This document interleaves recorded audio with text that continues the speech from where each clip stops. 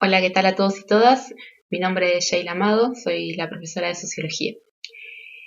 Junto con Martín Federico venimos elaborando materiales para todas las clases de esta materia. En esta oportunidad, en el video que les vamos a presentar en el día de hoy, que les voy a presentar en el día de hoy, vamos a abordar el pensamiento de Max Weber. Max Weber fue un sociólogo, historiador alemán que nació, como dice acá, en 1864 y murió en 1920. Es uno de los llamados padres fundadores de la sociología, junto con Durkheim y Marx, quienes hemos estado conociendo a lo largo de esta unidad número 2. En el caso de este encuentro en particular, vamos a tratar el texto que se llama La ética protestante y el espíritu del capitalismo, a partir de un escrito de Mariano Indart.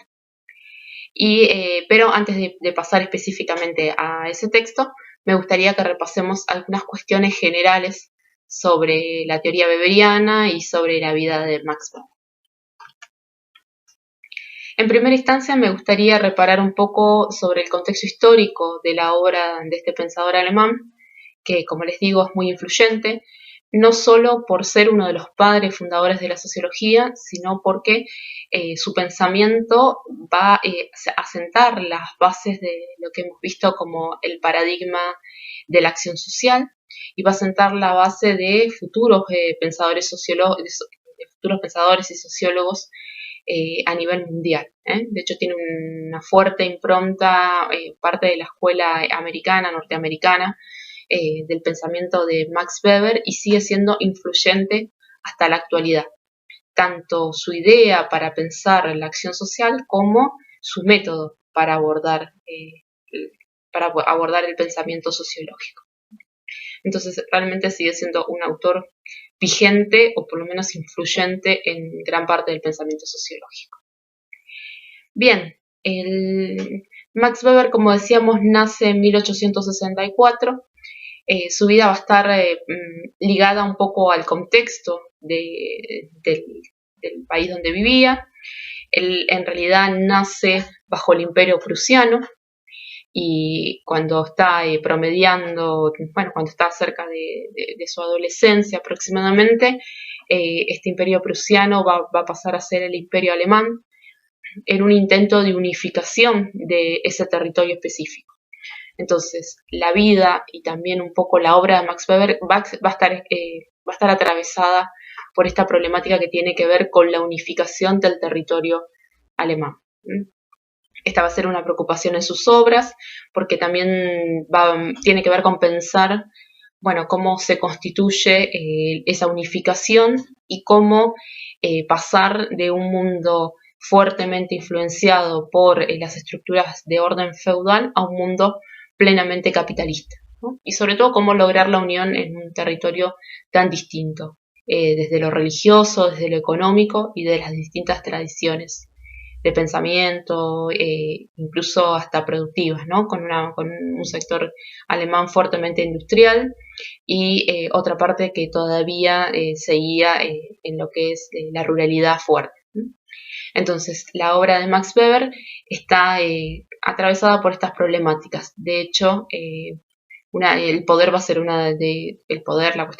ser una de sus problemáticas como más características de Max Weber.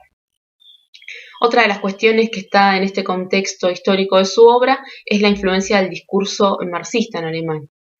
Recordemos que Marx también era de origen alemán y su pensamiento y el desarrollo de su obra era algo que estaba presente en la formación de Max Weber y presente en la academia alemana de su tiempo. Entonces, como habrán leído en el texto de Indart, gran parte de la obra de Weber, aunque no se restringe a eso obviamente, va a tener que ver con un diálogo, ¿no? Con este marxismo, con estas ideas marxistas. Algunos de los diálogos que tiene Weber, diálogos en el sentido de, obviamente, no diálogos directos, sino diálogos que son más de tipo de escritura y de responder en algunos casos indirectamente a la obra marxista, tienen que ver con un diálogo con una cierta mirada mecanicista del marxismo, No obstante esto, los aportes de Weber y el pensamiento weberiano para cuestionar o para poner en tensión algunos de los pensamientos marxistas son muy interesantes, ¿no? Y no hay que dejar de conocerlos realmente. La tercera cuestión que está también atravesando la obra weberiana tiene que ver con un debate metodológico que se dio fuertemente en el momento en que él estaba desarrollando su vida académica, que tiene que ver con pensar un método específico para las ciencias sociales, ¿no? O las llamadas en ese momento ciencias del espíritu. En el contexto de Max Weber, al igual que el resto de los pensadores que hemos visto a lo largo de esta unidad 2, es fuerte el debate en torno a si las ciencias sociales tienen que tener un método específico y cuál debe ser ese método específico. Acá Weber se va a alejar de las posturas positivistas, que similares a las de Durkheim, que piensan, o por lo menos el primer Durkheim, que piensan fuertemente esta idea de lo biológico, de las reglas de las ciencias naturales para ser aplicadas dentro de las reglas de las ciencias sociales. Weber se va a alejar de esa mirada y va a decir que las ciencias sociales o las ciencias del espíritu tienen una característica particular que hace que tengamos que pensar un método distinto del de las ciencias naturales. Tiene su forma propia. Estos entonces son los debates que van a recorrer y el contexto histórico que va a recorrer toda la obra de Weber y que en algún sentido permiten entender un poco mejor el por qué él trata algunas temáticas y desde dónde está pensando cuando elabora sus libros y sus pensamientos. Algunas de las principales contribuciones de Max Weber. Bueno, en primera instancia vamos a decir que es el método, ¿no? El método histórico comparativo es una de las principales aportes que va a hacer Max Weber, que tienen que ver con su tradición alemana, que tienen que ver con el contexto en el que él se forma, ¿no? Si ustedes analizan o tienen la oportunidad de conocer toda la obra de Max Weber, van a ver que el análisis que hace Weber de la historia es un análisis profundo y fuertemente reconocido en el campo de la historia. Él continuamente lo que hace es volver y trabajar sobre documentos para pensar el pasado y buscar regularidades en ese pasado y regularidades y a la misma vez particularidades que permitan analizar un poco mejor la historia y los cambios dentro de la historia. Entonces, este método histórico comparativo va a ser una de sus principales contribuciones.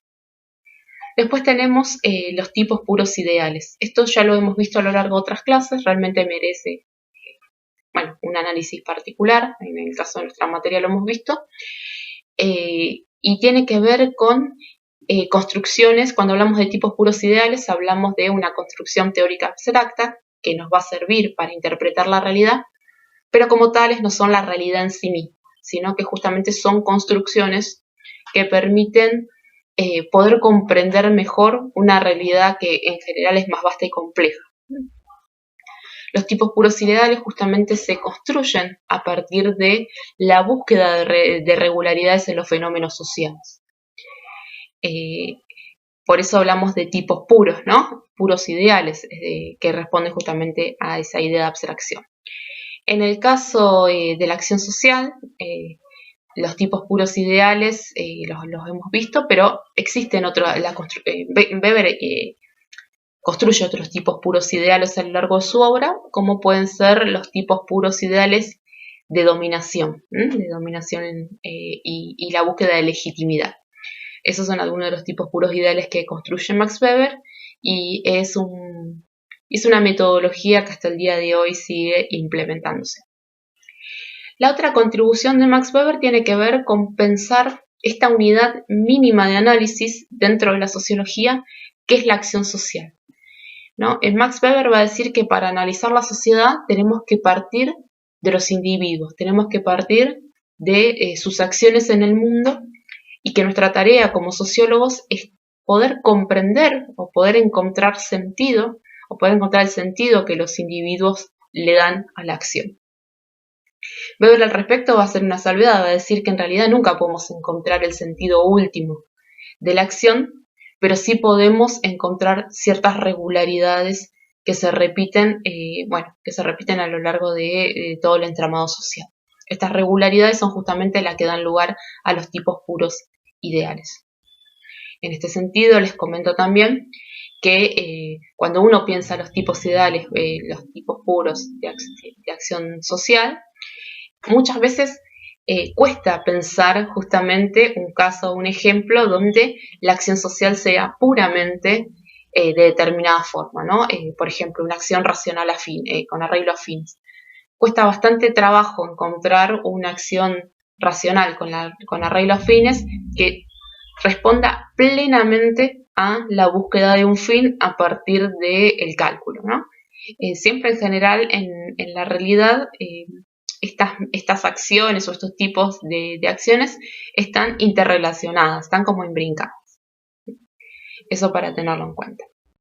Finalmente, otra de sus contribuciones, que en el caso de la materia no nos vamos a dedicar en esta oportunidad a ver demasiado sobre ello, pero que la ciencia política y la sociología han trabajado fuertemente sobre estas temáticas, tiene que ver con el poder y la legitimidad. Weber es un pensador del poder, ¿no? Y él va a pensar no solo el poder en tanto imposición, sino también va a pensar el poder en tanto obediencia y va a problematizar sobre la cuestión de la legitimidad. ¿Por qué obedecemos, no? ¿Qué es lo que hace que obedezcamos? Obviamente el poder tiene que ver con imponer la voluntad de unos sobre otros, pero Weber dice cuando esa voluntad, cuando ese poder es aceptado por aquel que es sometido, aparece la cuestión de la legitimidad. Él también hace un análisis histórico para pensar la cuestión de la legitimidad y nos dice que en la actualidad, es decir, iniciado el sistema capitalista, nosotros, los sujetos sociales, los actores, van a obedecer en base a la racionalidad. Obedecemos porque creemos en la racionalidad, creemos firmemente en las normas. Es decir, que la legitimidad en la actualidad está dada por la racionalidad y las normas para Max Weber. En otro tiempo histórico estaba dado, por ejemplo, por una cuestión de tradición. Se obedecía porque siempre fue así y porque hay un respeto a las tradiciones. Esto lo podemos comparar un poco, y ya vamos medio entrando en el tema de la clase de hoy, con un pasado que está ligado, ¿no? Es decir, el mundo previo capitalista, el mundo feudal, un pasado que está ligado fuertemente en las tradiciones, y un presente, futuro, que es el capitalista, que está más centrado en la racionalidad. Bien, este es entonces el resumen de algunas de sus principales contribuciones. Acá estoy yo junto a Max Weber y a Karl Marx, ¿no? Esto es para recordarles en este momento que estamos abordando el eje 3 y ahora sí nos vamos a meter en tema y específicamente en el libro de la ética protestante. Estamos abordando el eje 3 de la unidad número 2. Recuerden que la unidad número 2 así, está dividida en base a 3 ejes. Estos ejes lo que hacen es poner un tema de discusión o un tema de debate, un eje, para pensar y abordar la obra de los padres fundadores de la sociología. En este caso estamos en el tercer eje, el surgimiento, que es el surgimiento del capitalismo. En el caso del surgimiento del capitalismo, vamos a tener dos autores. Vamos a poner en diálogo a Karl Marx y a Max Weber. Karl Marx lo vieron la anterior, o cuando sea que hayan visto el contenido correspondiente para esa clase, con un texto que elaboran con Martín Federico y con un video que elaboró el profesor Federico. Karl Marx va a explicar el surgimiento del capitalismo a partir de lo que él llamó la acumulación originaria. Esta acumulación originaria, que como bien hemos visto en la clase anterior, está basada en este pensamiento filosófico que es el materialismo histórico. Para decirlo en términos sencillos, igual obviamente pueden remitirse a la clase correspondiente, el término acumulación originaria piensa el origen del capitalismo justamente a partir de la transformación material. Es decir, hay un pasaje de un modo de producción a otro, del modo feudal al modo capitalista, a partir de una transformación en lo que son las fuerzas productivas y las relaciones sociales de producción. Es decir, hay un cambio de base económica que va a transformar el resto de los aspectos sociales. En el caso de Max Weber, el método es otro, como decíamos, es el histórico comparativo, es también de raigambre comprensiva, es decir, busca comprender los cambios en estas matrices del por qué actúan los individuos como actúan. Y él va a fundar este surgimiento del capitalismo a partir de lo que él denomina la construcción de un ethos capitalista. Esto significa pensamiento, ¿no? Como una serie de pensamientos capitalistas. Es decir, que en algún momento de la historia, que justamente coinciden lógicamente con este tránsito del feudalismo al capitalismo, se constituye ese pensamiento capitalista, ¿no? Ese espíritu capitalista que llama el autor. Acá ya podemos hacer una contrapartida, ¿no? Como por eso los estoy poniendo acá en relación. Un pensamiento que está más ligado a lo material, a lo económico, y un pensamiento que está más ligado a las ideas o a pensar la construcción de las ideas o del pensamiento de los sujetos. Esta diferenciación es una diferenciación que obviamente tiene una razón de ser, pero también vale decir que tiene como un objetivo pedagógico para que ustedes puedan entenderlo como contrapartida. Si profundizamos en el pensamiento de ambos autores, vamos a ver que hay su pensamiento no puede reducirse a esa simplificación, ¿no? Sino que es una puerta de entrada para entender mejor y tener como un contrapunto más rápido.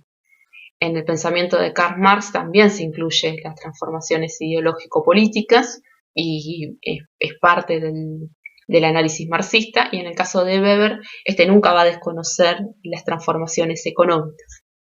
No obstante, sí va a decir, ¿no? Sí acá va a entrar en diálogo con el marxismo y va a decir, bueno, condiciones materiales para que se produzca algo como el sistema capitalista hubo en otras civilizaciones, hubo en otros momentos históricos, así que esa no puede ser la explicación única, va a decir Max Weber, del surgimiento del capitalismo, sino que tiene que haber algo más. Para él este algo más es el ethos capitalista. Bien, el texto de Mariano Endart está basado en un libro de Max Weber que se llama La ética protestante y el espíritu del capitalismo. Este texto de Max Weber ustedes lo pueden comprar donde quieran, porque yo no lo vendo. Así que este texto de Max Weber se consigue fácil, es un texto muy conocido, no es muy largo, se los recomiendo si les interesa particularmente la cuestión religiosa, creo que es una lectura interesante, o si les interesa ampliar el pensamiento de Max Weber. Es un texto, yo lo tengo por acá, ¿verdad? Es un texto relativamente pequeño, es como una cosa muy grande, lo que se puede leer perfectamente. Y también tiene la característica de que es un texto plenamente pensado por Weber. Otra de las grandes obras de Weber es un libro que se llama Economía y Sociedad, que es muy conocido, es muy grande, ese no lo tengo acá, esto lo tengo al otro lado, pero es una cosa así, muy gigante. Pero a diferencia de libros como La ética protestante y el espíritu del capitalismo, es una compilación de trabajos de Max Weber que realiza su señora, la señora de Weber, a posteriori de que él fallece, ¿no? Entonces, como tal, no fue pensado como una obra integral, como puede ser La ética protestante y el espíritu del capitalismo, sino que es más que nada una compilación de obras. Bien. Acá entonces me voy un cachito antes, y mientras me tomo un mate, porque ya evidentemente estoy empezando a hablar. ¿Qué decimos entonces sobre este texto, La ética protestante y el espíritu del capitalismo? En primera instancia, el título es central en esta obra, me parece que no podemos dejar de pasar por el título.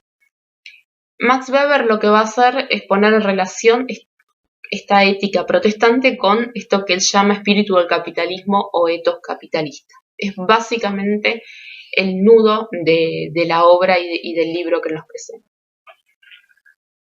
En el caso de Mariano Indart, lo que él hace a lo largo de su texto es abordar el libro de Max Weber a partir de unas 10 citas dentro del libro.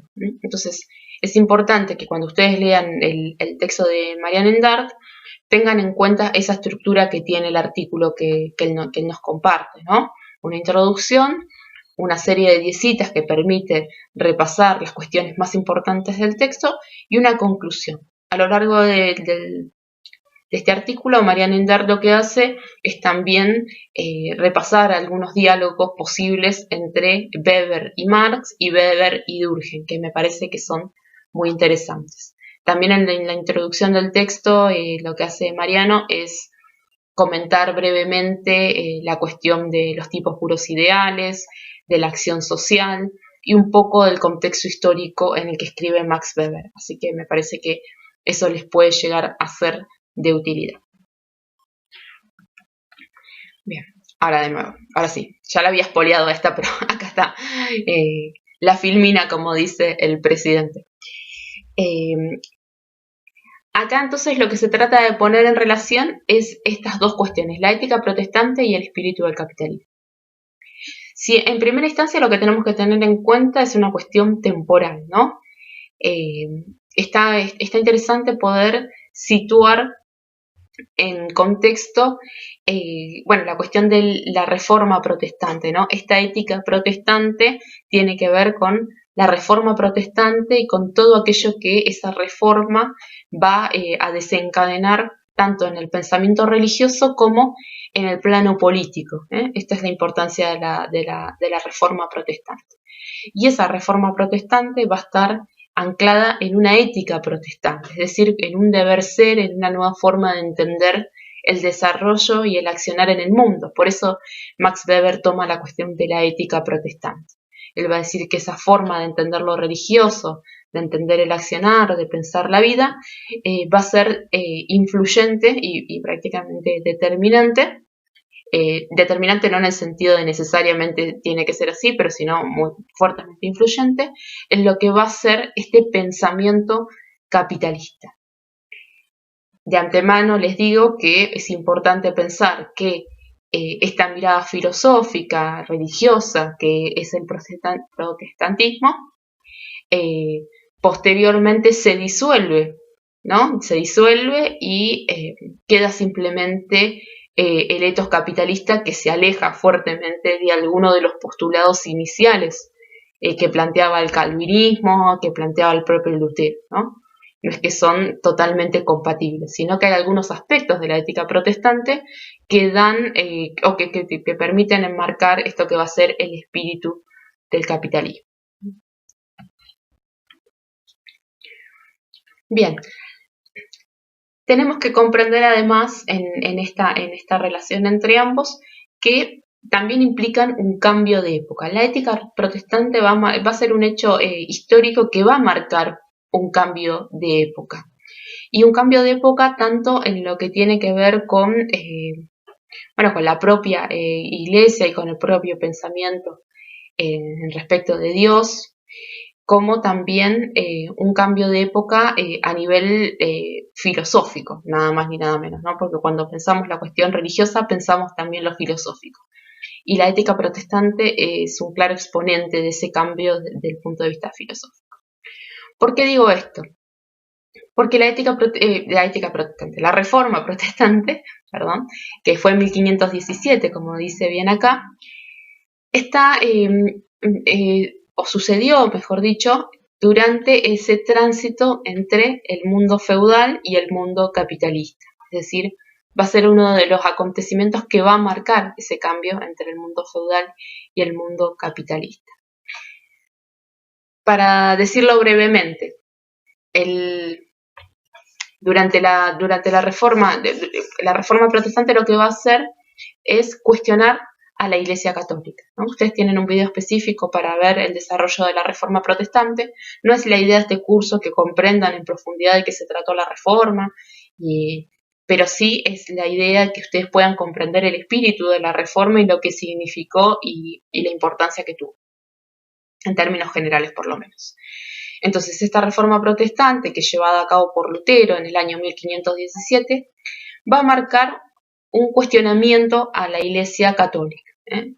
Lo que va a cuestionar Lutero a partir de una serie de proclamas que él va a publicar es que se opone a esta idea de que es necesario un sistema como el sistema que planteaba la Iglesia Católica para poder acceder al cristianismo, para poder acceder a Dios y para poder vivir en las leyes de Dios. Esto va a ser lo primero que él va a plantear. Va a denunciar las grandes riquezas de la Iglesia, va a denunciar la intermediación que hace la Iglesia entre las personas y el reino de los cielos, y va a plantear que no es necesaria esa intermediación, no es necesario que alguien intermedie entre nosotros, entre el sujeto y Dios. Y esa es una de las cosas más importantes que plantea la Reforma Protestante. Ya no es necesaria esa mediación, entonces en realidad es el propio sujeto, ¿no? Como sujeto racional, y ahí es donde aparece algo de este futuro espíritu del capitalismo, es el propio sujeto como sujeto racional quien puede acceder a la palabra de Dios sin ningún tipo de intermediación. Esto obviamente era como una bomba en la época en la que se inicia Lutero y sus futuros seguidores, porque obviamente Lutero es el iniciador, pero no es el único, porque todo el sistema feudal, todo el sistema filosófico feudal de la Edad Media, incluso de la Edad Media, digo, todo ese momento histórico, va a estar basado en Dios como el centro y fundamento de todas las cosas, y el sistema de poder incluye al clero como uno de los grandes actores, ¿no? Entonces, cuestionar la importancia de estos clérigos frente a la idea de Dios era cuestionar el corazón mismo de ese mundo medieval. Bien. Otra de las cuestiones que es importante dentro de esta ética protestante, o dentro de este pensamiento protestante, tiene que ver con la idea de trabajo y profesión. ¿Qué significa esto? Bueno, es la forma en que los protestantes van a pensar el trabajo y la profesión. En primera instancia, el trabajo para ellos va a pasar a ser algo que no sea simplemente para una mera subsistencia, ¿no? En el mundo medieval el trabajo estaba ligado a la mera subsistencia, y de hecho el trabajo, el mundo campesino, el mundo que tenía que ver con el labrar la tierra, era un mundo poco valorado en sí, ¿no? Porque en la mirada filosófica de ese entonces, quien se ocupa de la tierra, quien se ocupa de lo simple, de lo cambiable y de lo mutable, es aquel que está más alejado de lo divino, ¿no? Justamente por eso los nobles y las altas esferas de la Iglesia no están asociados al mundo productivo, sino justamente están asociados al mundo de las ideas y del goce y del disfrute. Y sobre todo de las ideas en el caso de la Iglesia Católica, que va a ser durante este mundo medieval quien sea la principal encargada del conocimiento y del saber. Entonces, en ese mundo feudal o medieval, el tema del trabajo estaba ligado a aquellos que eran los simples, los más alejados de Dios. En la ética protestante el trabajo se vuelve algo fuertemente valorado, ¿no? El trabajo como, van a decir estas miradas, el trabajo como una forma de honrar a Dios, el trabajo como una forma de administrar el mundo de lo divino, ¿no? Entonces, trabajar va a ser algo fuertemente impulsado por la ética protestante. Recordemos que obviamente el trabajo va a ser como la base para lo que va a venir después. Y la cuestión de la profesión tiene que ver también con la estabilidad, con la importancia de sostener un quehacer y que ese quehacer sea permanente en el tiempo, ¿no? Si bien está permitido, como van a leer en el texto de Indar, el cambio de profesión, lo que se busca es construir en el mundo de forma sostenida.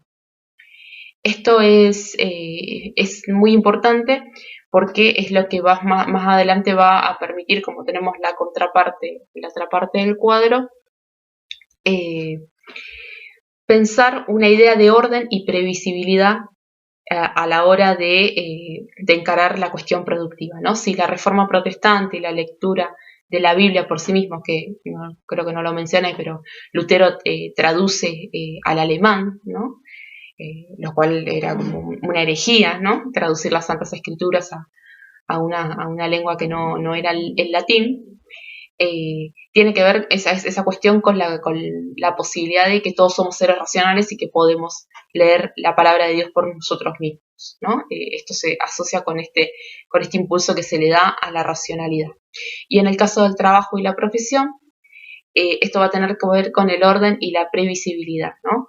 Buscar una tarea concreta, cotidiana, sostenida en el tiempo, ordenada, también una de las bases para el sistema capitalista. La otra cuestión que tiene la ética protestante es la cuestión de la honestidad, trabajar en base a la honestidad, ser honesto, ser sincero. Esto tiene que ver con algunos de los valores que promulga el protestantismo. Estos valores también van a ser importantes para pensar la cuestión de la previsibilidad, que se va a relacionar directamente con el respeto por las leyes y las normas. La honestidad, la cuestión de poder confiar en el otro, la cuestión de lograr acuerdos, ¿no? Que tiene que ver con la honestidad, permite que se desarrollen más fácilmente estas leyes y normas que van a regular este mundo moderno con el capitalismo. En una parte del texto también van a encontrar que en la ética protestante es mal visto la cuestión de el ser holgazán, ¿no? Está mal visto no hacer nada, está mal visto vivir de arriba, ¿no? Tener riqueza sin hacer nada por ello, o simplemente dedicarse al vagabundeo. ¿Por qué es esto? Porque no estoy trabajando, no estoy transformando, no estoy desarrollando mi espíritu en favor de Dios. Entonces, es deseable dentro de esta ética protestante el permanecer continuamente en acción, ¿no? Nunca parar para descansar y gozar de los beneficios, sino continuamente transformar el mundo, estar en continuo movimiento. Esto es lo que sostenía la ética protestante.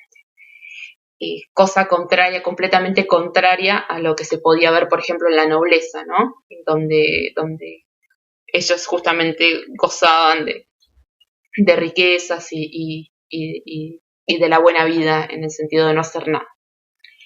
Lo que dice Max Weber es que como resultado de ese trabajo y sumado a una vida y a una idea ascética del estar en el mundo que tiene la ética protestante, esto tiene que ver la cuestión del ascetismo con el vivir de una manera, no me sale un ejemplo de ascético,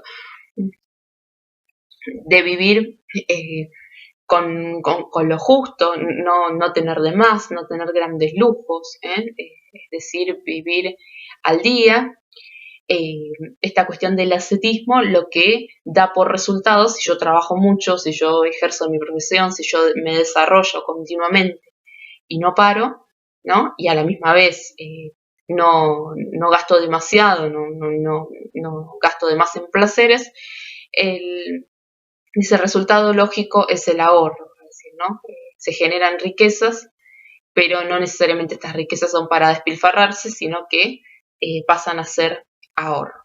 Ya no se trata simplemente de la mera subsistencia, sino que aparece algo más ahí en el medio. Esto da lugar, este ahorro, a la cuestión de la inversión. Para que se produzca el capitalismo es necesario el capital, ¿no? Como ya habíamos visto con la clase de Marx. Es decir, que ese ahorro, esa forma de entender la vida va a poder dar lugar a esa base material necesaria para que sea posible el intercambio mercantil capitalista. Bueno, eso es todo hasta acá entonces. Espero que les haya servido este repaso que hemos hecho, esta clase que hemos hecho a través de este video, para entender un poco más el pensamiento de Max Weber.